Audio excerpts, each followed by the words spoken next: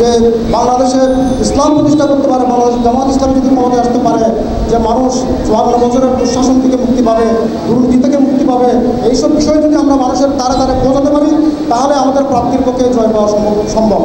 আর বিশেষ করে এখন থেকে তো আমরা কাজ করবই, পরবর্তীতে নির্বাচনের সময় নির্বাচন যাতে আমাদের কষ্ট অর্জিত ভোট যাতে হাইজ্যাক করতে না পারে, আমরা নির্বাচনের দিন বিশেষ ভূমিকা পালন করতে হবে। আমরা এক একজন পাহারাদারের ভূমিকা পালন করব। নির্বাচনের শুরু থেকে শেষ পর্যন্ত আমরা নির্বাচন কেন্দ্রে উপস্থিত থেকে সর্বাত্মক সহযোগিতা করে এবং ভোট আমাদের প্রার্থীর পক্ষে ভোটগুলো নিশ্চিত করার মাধ্যমে আমরা আমাদের দায়িত্ব পালন করব। রব্বুল আলামিনের দরবারে শুকরিয়া জ্ঞাপন করছি, রাসূল সাল্লাল্লাহু আলাইহি ওয়াসাল্লামের প্রতি দরুদ ও সালাম পেশ করছি এবং যুগ যুগ ইসলামী আন্দোলন প্রতিষ্ঠার জন্য যেসব শহীদ ভাইরা তাদের নিজের জীবনকে বিলীন করে দিয়েছেন, সেই সব শহীদদের সর্বোচ্চ মর্যাদা কামনা করছি। সম্মানিত উপস্থিতি, আজকে যারা উপস্থিত হয়েছেন দক্ষিণ কাটলি ওয়ার্ডের সম্মানিত বিশিষ্ট ব্যক্তি, এখানে শিক্ষক রয়েছেন, আইনজীবী রয়েছেন, ইঞ্জিনিয়ার রয়েছেন, ডাক্তার রয়েছেন এবং সমাজের প্রভাবশালী নেতৃস্থানীয় ব্যক্তিবর্গ রয়েছেন। আজকের মত বিনিময় সভায় মূলত আপনাদের বক্তব্য সময়টাই মুখ্য বিষয়।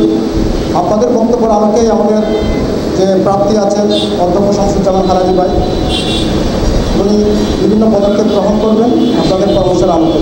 তো সম্মানিত উপস্থিতি, আমি যেটি বলতে চাচ্ছি সেটা হচ্ছে, আমরা এখানে যারা আজকে উপস্থিত হয়েছি একটা ওয়ার্ডকে, একটা এলাকাকে পরিবর্তনের জন্য আমরা এখানে যারা বিশিষ্ট ব্যক্তিবর্গ রয়েছি, এইসব ব্যক্তিবর্গের কার্যকর পদক্ষেপই যথেষ্ট।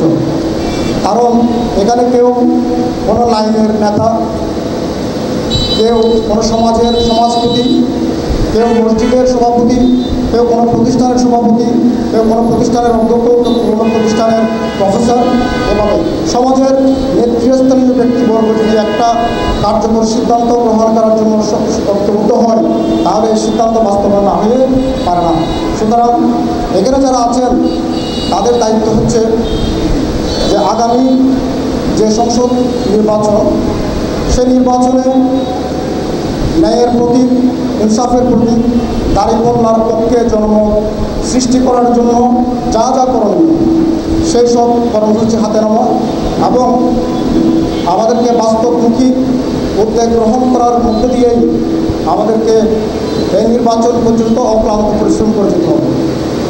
বিশেষ করে পাড়ায় মহল্লায় লাইন সময়ে যদি আমরা জনমত সৃষ্টি করার জন্য আমরা যদি এখন থেকেই সমন্বিত প্রচেষ্টা অব্যাহত রাখি, তাহলে সেটা হলো ফলপ্রসূ কাজ। আর প্রার্থী হচ্ছেন আমাদের একজন ভাই পরামর্শ দিয়েছেন, প্রার্থী হচ্ছেন একজন, উনি তো প্রত্যেকের দ্বারা দ্বারে পৌঁছাতে পারবেন না। ওনাকে প্রত্যেকের দ্বারা দ্বারে পৌঁছানোর দায়িত্বটা ডিজিটালি হোক, ম্যানুয়ালি হোক, বাস্তবসম্মতভাবে হোক, সেটা হচ্ছে আমাদের দায়িত্ব। আমরা এক একজন প্রার্থীর ভূমিকা পালন করব। আমরা প্রত্যেকে এক একজন প্রার্থী হয়ে আমরা মার্কেটিং করব। বর্তমান যে ইলেকশন মার্কেটিংয়ের নামে যে ব্র্যান্ডিংকে প্রমোশন করার যে কথা আসছে, সেই ব্র্যান্ডিং প্রমোশন করার জন্য আমরা এক একজন প্রার্থী, আমরা এক একজন মার্কেটিং ম্যানেজার।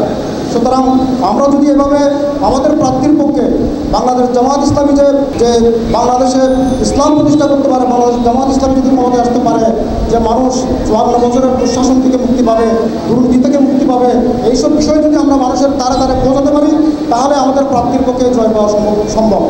আর বিশেষ করে এখন থেকে তো আমরা কাজ করবই, পরবর্তীতে নির্বাচনের সময় নির্বাচন যাতে আমাদের কষ্ট অর্জিত ভোট যাতে হাইজ্যাক করতে না পারে, আমরা নির্বাচনের দিন বিশেষ ভূমিকা পালন করতে হবে।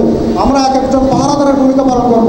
নির্বাচনের শুরু থেকে শেষ পর্যন্ত আমরা নির্বাচন কেন্দ্রে উপস্থিত থেকে সর্বাত্মক সহযোগিতা করে এবং ভোট আমাদের প্রার্থীর পক্ষে ভোটগুলো নিশ্চিত করার মাধ্যমে আমরা আমাদের দায়িত্ব পালন করব। এই আশাবাদ ব্যক্ত করে আজকের সংক্ষিপ্ত বক্তব্য শেষ করছি। বাবা তৌফিক দিল্লাহ। আসসালামু আলাইকুম।